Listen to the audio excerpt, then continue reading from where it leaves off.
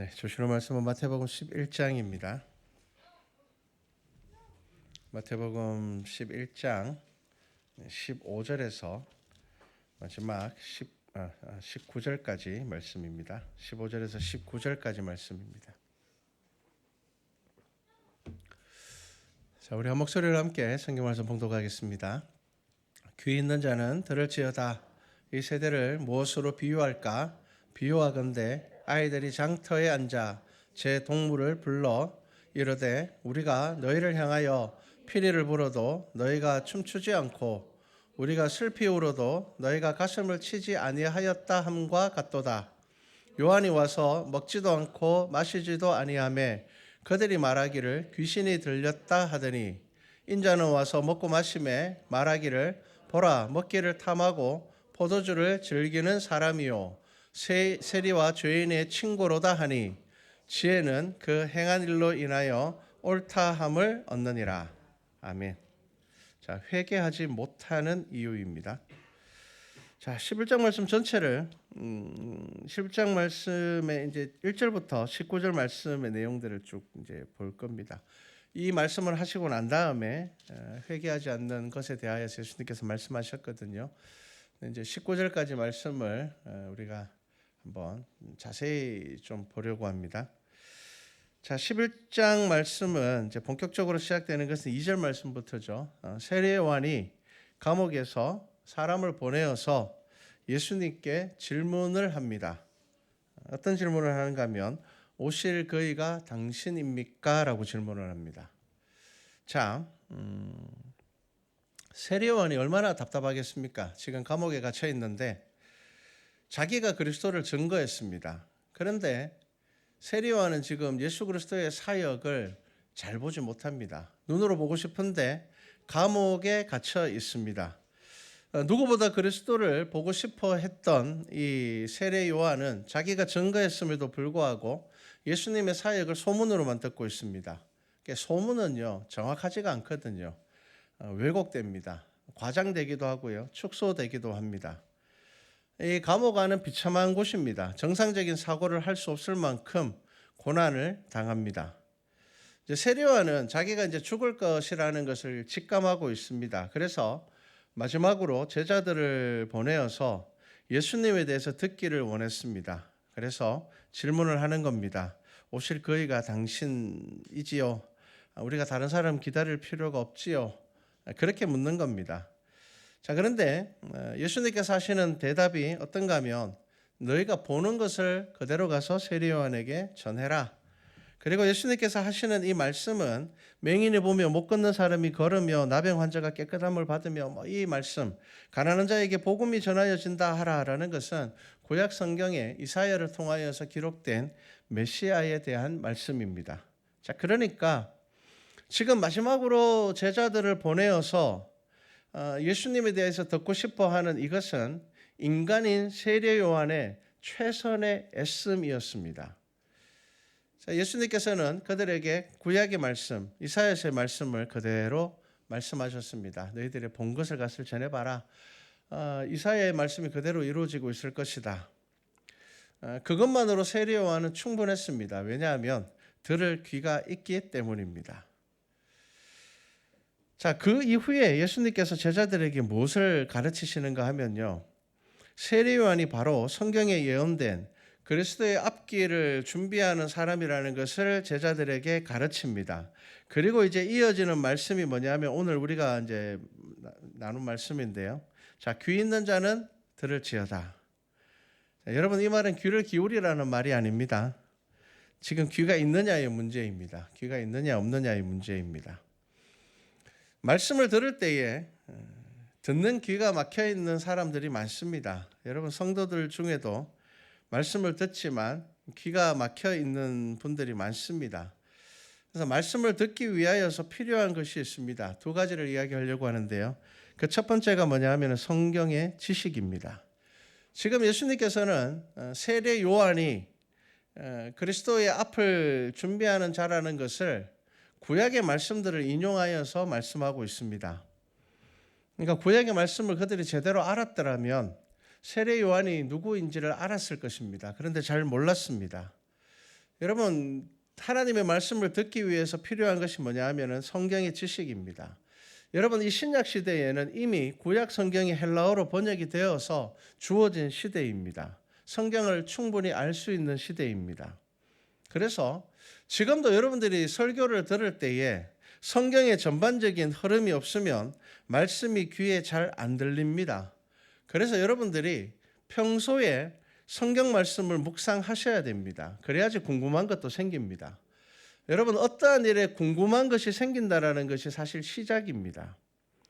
인간의 귀는요, 듣는다고 해서 다 듣지 않습니다. 듣는 것만 듣습니다. 관심이 있어야지 들립니다.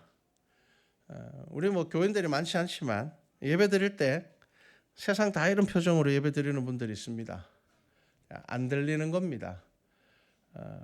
무슨 말인지 잘 모르겠다는 겁니다.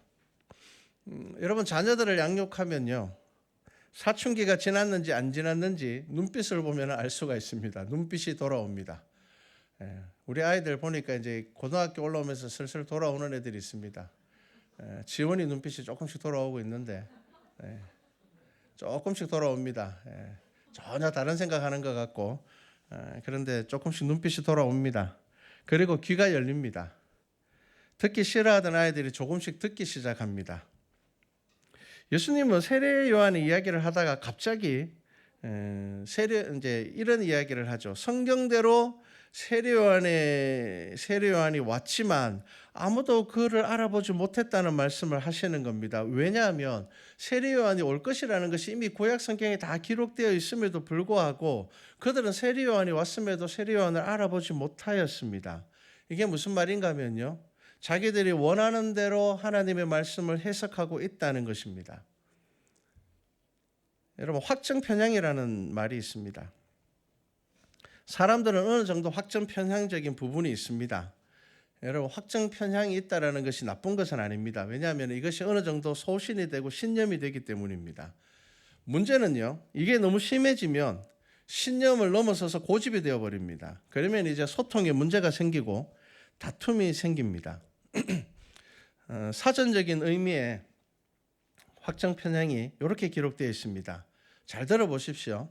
자신의 가치관이나 기존의 신념 혹은 판단 따위와 부합하는 정보에만 주목하고 그 외의 정보는 무시하는 사고방식과 태도를 말한다. 자, 이게 사전적인 의미입니다. 쉽게 이야기를 하면요, 사람은 자기가 보고 싶은 것만 보고 듣고 싶은 것만 듣는 것이 인간의 기본적인 심리라는 것입니다. 그래서 자기 생각과 일치하는 정보만을 받아들이는데 왜 그러냐 하면은 자신의 생각이나 신념이 옳다는 것을 확인하려는 경향입니다. 자, 이러한 태도가 어디에서 나오는가 하면요, 인간이 가지고 있는 가장 근본적인 교만인 내가 옳다라는 것에서 나옵니다. 여러분, 모든 사람은요, 내가 보는 게 옳고 내가 생각하는 것이 옳고 내가 선택하는 것이 옳습니다. 그래서 이 확정 편향이라는 것이 많이 배우고 똑똑한 사람에게 더 강하게 나타난다는 겁니다. 왜냐하면 내가 분명히 저 사람보다 똑똑하니까 내가 선택한 것이 옳다는 겁니다. 내가 저 사람보다 많이 알고 있으니까 내가 결정한 것이 옳다는 것입니다. 내가 선택한 것이 틀렸다는 것을 받아들이지 못합니다. 인간은 기본적으로. 여러분, 확정 편향이 가장 두드러지는 분야가 어딘지 아십니까? 정치입니다. 정치입니다. 여러분, 내가 확정 편향이 아주 심한 사람인지 간단하게 테스트할 수 있다고 합니다. 첫 번째, 나하고 생각이 같은 사람들끼리만 어울리고 이야기하는 걸 좋아한다면. 두 번째, 나하고 다른 생각은 아예 듣지 않으려고 하고 피하려고 한다면. 세 번째, 내 생각과 다른 결과에 대해서는 객관적인 자료와 함께 제시되어도 그 자료 자체를 부정한다는 겁니다. 여러분, 이게 확정 편향이 강한 사람들입니다. 그리고 문제는 이 확정 편향이 강한 사람들은 정치적 선동에 가장 취약한 사람들이 됩니다. 지금 우리나라가 좀 그렇습니다. 여러분, 진보든 보수든 다 이런 생각을 가지고 있습니다. 상대방은 의혹만 나와도 이걸 사실로 인정해 버립니다. 우리 편은요, 이제 증거가 나와도 뭐라고 이야기를 합니까? 조작이라고 이야기를 합니다. 여러분, 서로 대화 안 됩니다. 어떻게 이게 대화가 될 수 있겠습니까? 내가 싫어하는 상대방은 의혹만 나와도 이미 기존 사실인 것처럼 받아들이고 생각해 버립니다. 그런데 내가 지지하는 사람들에게는요, 법적인 증거가 나와도 조작이라고 이야기를 해버립니다. 대화가 안 됩니다. 여러분, 어떤 생각을 가지고 살아야 되는지 아십니까? 나의 신념은 가지고 살아가되 내 생각이 틀릴 수도 있다라는 생각을 항상 하셔야 됩니다. 이거 하지 않으면요, 정치가 뭐가 되는 줄 아십니까? 선과 악의 문제로 만들어가 버립니다. 여러분, 선과 악은 뭡니까? 종교입니다. 여러분, 정치는 진리의 문제가 아닙니다. 선택의 문제입니다. 그래서 투표를 하는 겁니다. 이게 선과 악의 문제라면 투표하면 안 되죠. 선과 악이 어떻게 투표로 결정날 수가 있습니까? 선은 선이고 악은 악입니다. 여러분, 정치를 종교로 만들어버리면 이게 이제 굉장히 심각해지는 겁니다. 여러분, 성경 말씀을 잘 기억하십시오. 로마서 10장 17절에 보면 사도 바울이 이렇게 이야기를 합니다. 그러므로 믿음은 들음에서 나며 들음은 그리스도의 말씀으로 말미암았느니라. 이 말씀이 무슨 말인가 하면요, 하나님의 말씀을 들어야지 올바른 믿음을 가지게 된다는 것입니다. 사람은요, 자기가 가장 많이 듣는 것이 종교가 되어버립니다. 자, 여러분, 뭘 가장 많이 들으십니까? 정치 유튜브 하루 종일 듣는 분들은 좀 줄이십시오. 왜냐하면 그거 들으면요, 더 잘 알게 되는 것이 아니라 더 편향적인 생각이 굳어지게 됩니다. 왜냐하면 내가 듣고 싶은 것만 듣잖아요. 여러분, 내가 듣기 싫은 사람들 거 안 듣잖아요. 여러분, 많이 듣는 것이 신앙이 된다는 것을 성경에서 사도 바울이 이야기하고 있는 겁니다. 여러분, 많이 듣는 것은 신앙이 되어버립니다. 내가 하나님을 남들보다 더 잘한다는 생각이 귀를 막게 하는 것처럼 내가 계속 듣고 있는 것이 나의 신앙이 되어버리고 나의 종교가 되어버립니다. 그래서 여러분, 가장 많이 듣는 것은 하나님의 말씀이 되셔야 됩니다. 여러분, 하나님 말씀보다 더 많이 듣는 게 있다면 그게 여러분들의 삶에 자연스럽게 종교가 된다는 것을 아셔야 됩니다. 그거 깨달으셔야 됩니다. 하나님의 말씀을 잘 듣기 위해서 필요한 두 번째가 뭐냐면 적극성입니다. 자, 예수님께서 하나의 비유를 오늘 말씀하셨습니다. 그런데 이 비유 여러분 들으면 무슨 말인지 사실 잘 모를 겁니다. 한번 보십시오. 예수님께서 이 세대를 무엇으로 비유할까라고 말씀하시고 난 다음에 이렇게 이야기합니다. 아이들이 장터에 앉아 제 동물을 불러 이르되 우리가 너희를 향하여 피리를 부르도 너희가 춤추지 않고 우리가 술피 울어도 너희가 가슴을 치지 아니하였다 함과 같도다. 자, 이게 도대체 무슨 말일까요? 제가 이 비유를 좀 풀어서 말씀드리겠습니다. 자, 아이들은 모일 때에 집단을 형성해서 놀이를 합니다. 요즘은 이제 좀 그렇지 않지만 예전에는 아이들이 모이면은 우리 오늘 뭐 하고 놀까? 뭐 잡기놀이를 하자. 그러면은 그래. 그러면 순례를 정하고 나머지는 도망가야 되는 겁니다. 잡기놀이 하자 이래놓고는 순례를 정해놨는데 안 도망가고 다 가만히 있으면 이 놀이가 형성이 안 됩니다. 아이들이 그 당시에 아이들이 제일 많이 하는 놀이가 뭐냐 하면은 결혼식 놀이와 장례식 놀이였습니다. 왜 결혼식 놀이와 장례식 놀이를 많이 하는가 하면은 이유는 딱 한 가지입니다. 거기 먹을 게 많기 때문입니다. 자연스럽게 아이들이 그것을 많이 경험하고 많이 찾아다닙니다. 자, 그러니까 지금 예수님께서 하시는 이 비유가 뭐냐 하면요, 이겁니다. 아이들이 모였습니다. 야, 우리 뭐 하고 놀까? 우리 결혼식 놀이 하자. 그래, 그럼 결혼식 놀이 하자. 다 같이 합의를 봤습니다. 자, 그래서 결혼식 놀이를 하기로 했는데, 자, 그러니까 이제 피리를 부는 아이들, 이제 놀이를 하면 역할 분담이 있잖아요. 잡기놀이를 해도 순례가 있고 도망가는 애들이 있는 것처럼 놀이를 하기로 작정하면 이제 역할이 분담이 됩니다. 그러니까 이제 피리 부는 아이들이 자, 우리가 피리를 불 테니까 그러면 이제 너희가 춤춰야 돼라고 하는 겁니다. 그래서 피리를 불었는데 어떻게 해요? 춤추기 싫다는 겁니다. 자기들이 결혼식 놀이를 하자고 합의를 봐놓고는 춤추기 싫다는 겁니다. 그래서 이제 아들이 이야기합니다. 춤추기 싫다고? 야, 그러면 무슨 놀이 할까? 그러면은 춤추기 싫으니까 장례식 놀이 하자. 그래? 그러면 장례식 놀이 하자. 자, 그래서 이제 장례식 놀이로 바뀌었습니다. 자, 그다음 어떻게 해요? 슬피 울었는데 이제 우는 아이들이 있고 가슴을 치는 아이들이 있고 이제 역할 분담을 한 겁니다. 자, 그런데 슬피 울었는데 가슴을 치지 않겠다는 겁니다. 싫다는 겁니다. 여러분, 지금 예수님이 무슨 이야기 하시는지 아시겠습니까? 이게 이제 유대인들이 아니면 살짝 이야기가 어렵기 때문에 제가 풀어서 여러분들에게 말씀을 드린 건데요. 이겁니다. 예수님께서 지금 이 세대를 뭐라고 말씀하시는가 하면요, 자기가 하고 싶은 것만 하려는 아이들의 모습을 빗대어서 유대인들을 책망하시는 겁니다. 하나님의 말씀을 듣고도 깨닫지 못한다는 것입니다. 들을 귀가 없다는 겁니다. 왜 들을 귀가 없다고요? 내 마음대로 하고 싶어서, 내가 하고 싶은 것만 하고 싶어서 안 한다는 겁니다. 여러분, 잘 기억하셔야 됩니다. 여러분들이 하는 생각이 수준이 아닙니다. 여러분, 이게 무슨 말인가 하면요, 내가 옳은 생각을 한다고 해서 내 수준이 그 정도 수준 되는 거 아닙니다. 목회를 하면서 가장 안타까운 것이 뭔 줄 아십니까? 모든 성도들이 교회가 부흥하기를 바랍니다. 모든 성도들 중에 우리 교회 안 됐으면 좋겠습니다라고 이야기하는 사람 단 한 사람도 없습니다. 우리 교회 부흥했으면 좋겠습니다. 또 우리 교회 사랑이 넘쳤으면 좋겠습니다. 다 그렇게 이야기를 합니다. 그런데 그것을 위해서 애쓰는 사람은 몇 명 되지 않습니다. 지금 예수님께서 이 비유로 말씀하신 것처럼 야, 우리 이거 하자, 우리 이렇게 하자라고 해놓고는 막상 안 한다는 겁니다. 지금 예수님께서 유대인들에 대해서 그렇게 말씀하시는 겁니다. 왜 그들이 하나님의 말씀을 듣지 못할까요? 내가 하고 싶은 것만 하려고 하니까 못 듣습니다. 내가 기준이 되어버리는 겁니다. 신앙생활 한다고 이야기해놓고 기준은 내가 되어버리는 겁니다. 여러분, 모두가 다 우리 교회 잘 됐으면 좋겠어요. 우리 교회 부흥했으면 좋겠습니다. 빈자리가 없을 만큼 가득 앉았으면 좋겠습니다. 그런데요, 애쓰는 사람은 몇 명 없습니다.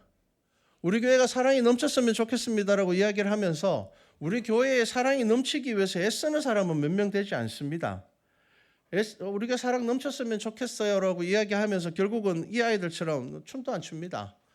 가슴 치지도 않습니다. 불평과 원망만 있습니다. 뭔가를 하자고 해놓고 막상 하자는 사람은 안 합니다.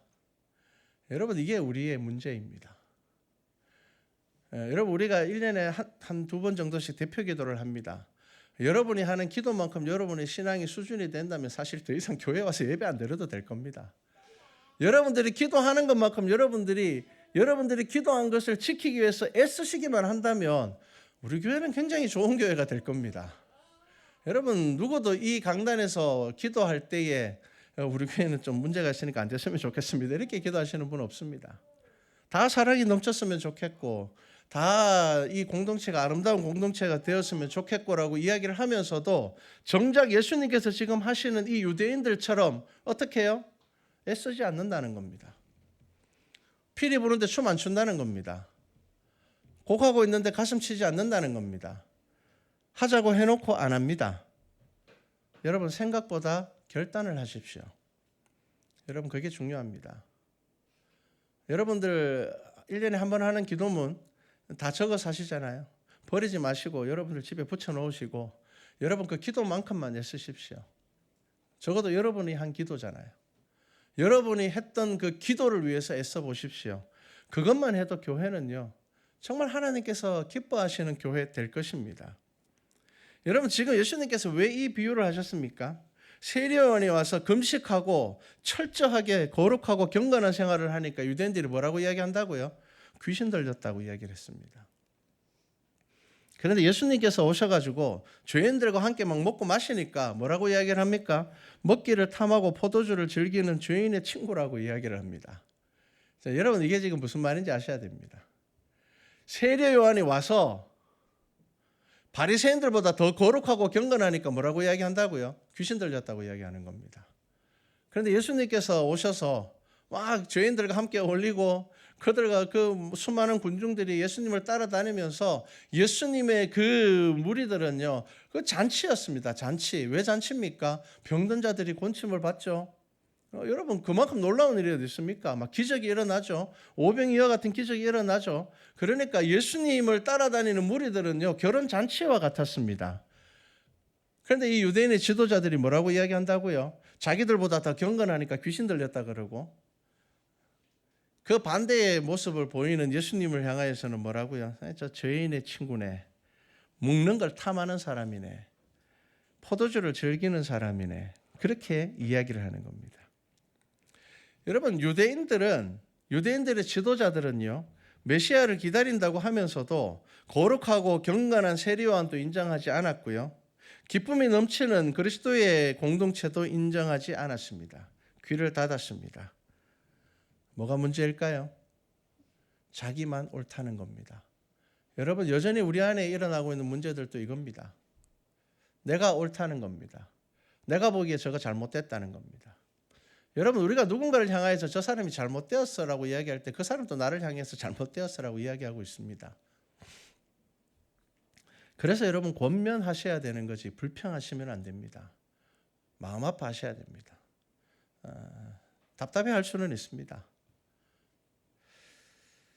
여러분, 지금 유대인들이 빠져있는 잘못된 신앙의 근거가 도대체 뭔지 아시겠습니까? 회개하지 않는 교만이 어디에서 시작되는지 아시겠습니까? 듣지도 않고 보지도 않으려고 하는 이 유대인의 고집이 어디에서 나오는지 아시겠습니까?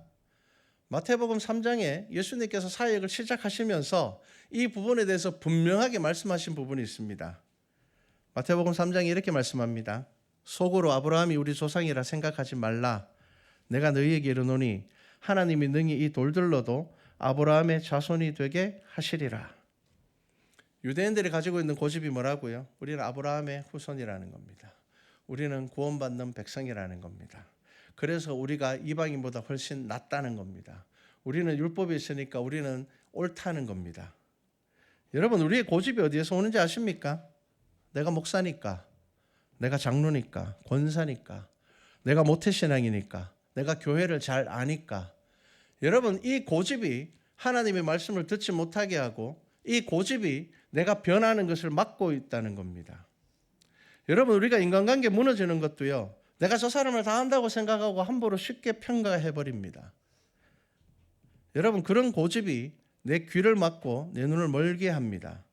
내가 옳다라는 생각이 나를 변하지 못하게 합니다. 왜냐하면 내가 옳은데 변할 이유가 뭐가 있습니까? 나는 옳고 저 사람이 틀렸으니까 저 사람이 바뀌어야 되는 겁니다. 여러분, 성경은요, 아무리 상대방이 악인이라 할지라도 그 사람이 변화해야 되는 것을 이야기하는 것이 아니라 내가 변화되는 것을 이야기하는 것이 성경입니다. 저는 정치인들을 보면 굉장히 화가 많이 나는 사람입니다. 왜냐하면 잘못했다고 말하는 사람이 없습니다.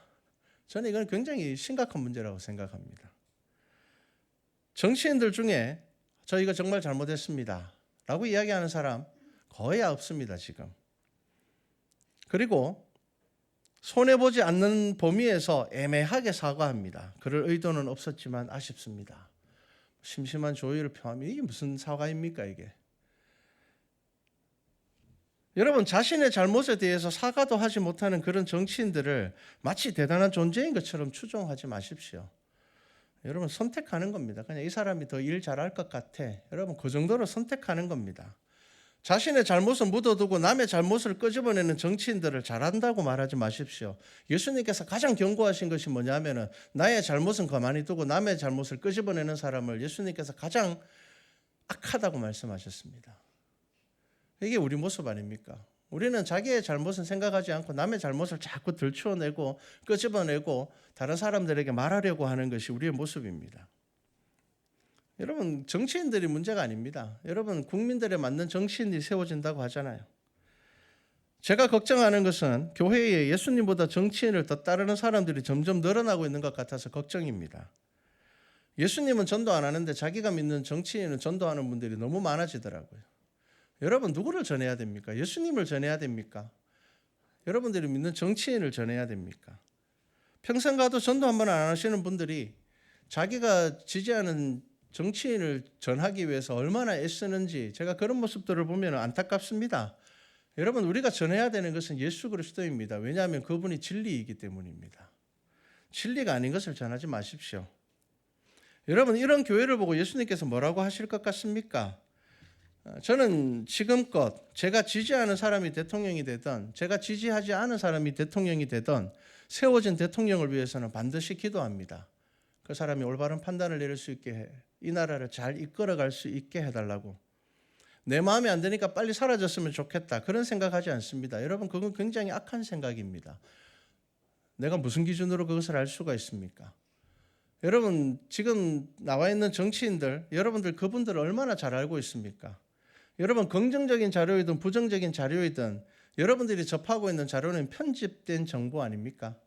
여러분, 그 사람을 정말 가까이 만나서 그 사람을 알고 있습니까? 그 사람의 인품과 성품을 다 알고 있습니까? 우리 잘 모릅니다. 그래서 내가 할 수 있는 일을 하는 것이 옳은 것입니다. 여러분, 성경을 통하여서 우리가 교훈을 삼으셔야 됩니다. 여러분, 성경을 보십시오. 하나님께서는 이스라엘 백성들을 출애굽에서 이끌어냈습니다.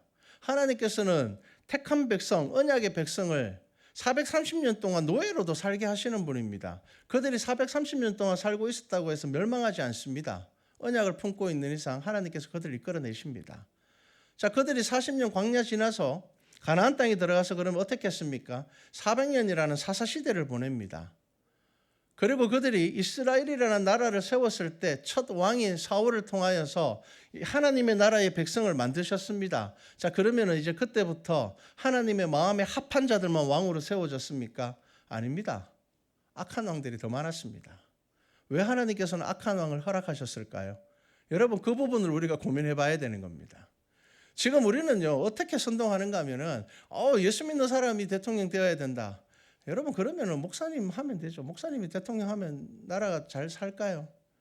여러분, 우리는 그렇게 생각하면 안 됩니다. 여러분, 하나님께서 하나님의 나라 이스라엘 백성의 왕을 때로는 악한 왕을 허락하셨고 때로는 선한 왕을 세우셨고 그 가운데서 하나님께서는 우리에게 교훈하시는 겁니다. 그 속에 하나님의 뜻이 무엇인지를 발견하라는 것입니다. 여러분, 우리는 그걸 봐야 되는 겁니다. 왜 하나님께서 이 나라에 이런 대통령을 세우셨습니까? 고민해 보셔야 되는 겁니다. 그냥 내 마음에 드는 사람이 대통령 되면 하나님께서 우리나라를 버리지 않으셨다. 내 마음에 들지 않는 사람을 대통령으로 세우면 하나님께서 우리나라를 버리셨다. 여러분, 이것은요, 구약 성경을 통해서 우리가 교훈을 얻지 못하는 겁니다. 여러분, 아합 왕과 같은 악한 왕도 하나님께서 허락하여 세우셨습니다. 악한 왕들도 오래 살았습니다. 여러분, 그거를 잘 아셔야 되는 겁니다. 여러분, 우리는 내 뜻이 아니라 하나님의 뜻을 구하는 것이 성도라는 것을 아셔야 됩니다. 그래서 우리는 이루어지는 일들 가운데서 하나님께서 이 가운데 우리에게 무슨 말씀을 하시는지를 기도하셔야 되는 것이지, 우리는 자꾸 내 뜻이 하나님의 뜻과 똑같다고 생각하고 내가 하나님의 뜻을 다 한다고 생각하고 우리 안에 이 교만이 하나님의 음성을 못 듣게 하는 겁니다. 제가 좀 과격하게 이야기해 볼까요? 여러분, 우리나라 전쟁이 일어나면 하나님 안 계신 겁니까? 아니잖아요. 여러분, 북한의 지하교회의 성도들이 저는 우리 나라의 성도들보다 믿음 더 좋다고 생각합니다. 여러분, 우리는 하나님의 뜻을 봐야 되는 겁니다. 왜 하나님께서 이렇게 이끌어 가실까? 하나님께서 왜 이런 일들을 우리나라에 일어나게 하시는 걸까? 여러분, 우리는 그 가운데서 하나님의 음성을 듣기 위해서 귀를 기울여야 되는데 우리의 고집에 빠져서 우리의 들을 귀가 없어져 버린단 말이에요. 선동하는 자들 때문에 우리가 귀가 사라져 버리는 겁니다. 여러분, 하나님의 말씀을 들어야 하는 귀가 막혀 있고 기도하는 입도 닫혀 있고 말씀을 봐야 하는 눈도 감겨 있는데 딴 것만 보고 쫓아가고 있지 않습니까? 오늘 본문의 마지막에 예수님께서 뭐라고 말씀하십니까? 지혜는 그 행한 일로 옳다함을 얻느니라. 여러분, 지혜는 많다고 해서 인정받는 것이 아닙니다. 행함으로 인하여서 드러난다는 겁니다. 하나님의 말씀이 이미 그들에게 증거하고 있음에도 세례 요한을 알지 못하고 세례 요한이 증거하는 예수님을 알지 못한다면 그게 믿음일까요? 여러분, 믿음은 말씀을 듣는 귀와 하나님의 영광을 보는 눈과 정직한 말과 예의 있는 말에 있습니다. 여러분, 그거 아셔야 됩니다. 여러분, 거룩하고 경건한 사람이 예의 없을 수가 있을까요? 여러분, 믿음 좋은 사람이 입에 욕을 달고 다닐까요? 그렇지 않습니다. 여러분, 성경의 말씀보다 사람의 말을 따르는 자들이 되시면 안 됩니다. 그러면은 귀가 막힙니다. 여러분, 그들이 왜 회개하지 않는다고요? 내가 옳다라는 생각 때문에 회개하지 않는다는 겁니다. 여러분, 우리 교회가 하나님의 말씀 가운데 올바로 서기 위해서는 뭐가 필요합니까? 내가 옳은 것이 아니라 하나님의 말씀이 옳다는 것을 알고 하나님의 말씀에 묵상하고 집중하셔야 되는 겁니다. 그래야지 우리의 귀가 열릴 것입니다. 그래야지 들릴 것입니다. 여러분, 우리의 고집이 줄어야 하나님께서 기뻐하시는 회개가 우리의 삶에서 드러나게 되어 있습니다. 우리 말씀과 찬양교회 모든 성도들에게 권면합니다. 참된 회개의 삶으로 여러분들의 귀가 열리고 여러분들의 눈이 열려 하나님의 은혜를 누리는 우리 성도들 되기를 주님의 이름으로 축복합니다. 기도드리겠습니다. 사랑의 하나님, 유대인들이 그렇게 메시아를 기다려 놓고는 예수님을 십자가에 못 박습니다. 왜 그렇습니까? 내가 옳다라는 생각 때문입니다. 내가 옳다라는 생각으로 내 기준으로 하나님의 말씀을 보니 세례 요한은 귀신 들린 것 같고 예수님은 먹기를 탐하는 욕심 가득한 사람으로 인기를 누리는 사람으로 그들 눈에 보였던 것입니다. 우리는 어떻습니까? 우리는 내가 옳다라는 생각에 붙잡혀 정죄하며 판단하며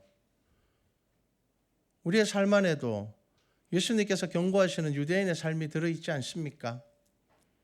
우리 교회가 하나님 앞에 귀하게 쓰임받기를 원하면서도 우리는 말로만 그 이야기들을 하고 있지 않습니까? 우리 안에 애씀이 있게 하여 주시고 우리 안에 하나님의 말씀을 듣는 귀가 있게 하여 주시며 하나님의 영광 보게 하여 주시옵소서. 감사드립니다. 예수님의 이름으로 기도드렸습니다. 아멘.